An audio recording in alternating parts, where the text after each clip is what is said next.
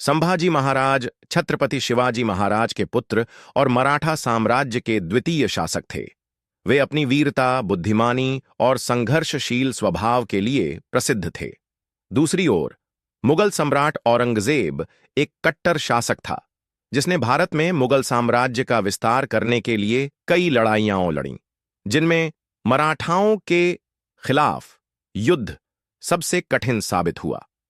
शिवाजी महाराज की मृत्यु के बाद संभाजी महाराज ने मराठा साम्राज्य की बागडोर संभाली। वे एक निडर योद्धा थे और उन्होंने मुगलों, पुर्तगालियों और सिद्दियों के खिलाफ लगातार संघर्ष किया। औरंगजेब ने मराठाओं को कुचलने के लिए अपनी पूरी ताकत झोंक दी, लेकिन संभाजी महाराज की रणनीति और युद्ध कौशल के आगे उसकी सेना कमजोर पड़ने लगी। संभाजी महाराज ने मुगलों के कई इलाकों पर आक्रमण किए और उन्हें बड़ी हार दी। उन्होंने मुगलों को दक्षिण में सफलतापूर्वक रोकने का प्रयास किया।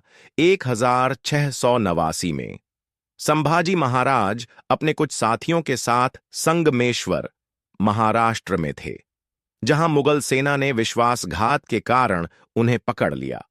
औरंगजेब ने उन्हें इस्लाम स्वीकार करने का प्रस्ताव दिया, लेकिन संभाजी महाराज ने दृढ़ता से इनकार कर दिया। औरंगजेब ने क्रूर यातनाएं देकर उन्हें अपमानित करने की कोशिश की, लेकिन वे अडिग रहे। 11 मार्च 1689 को औरंगजेब के आदेश पर संभाजी महाराज को अत्यंत निर्दयता से मार दिया गया। संभाजी महाराज की वीरता का प्रभाव संभाजी महाराज की मृत्यु के बावजूद मराठा साम्राज्य खत्म नहीं हुआ। उनके बलिदान ने मराठाओं में और अधिक संघर्ष की भावना जगा दी। अंततः मराठाओं ने मुगलों को हराकर हिंदुस्तान से उनकी शक्ति को समाप्त कर दिया। संभाजी महाराज भारतीय इतिहास में न केवल एक योद्धा, बल्कि स्वतंत्रता और स्वाभिमान के प्रतीक के रूप में अमर हो गए।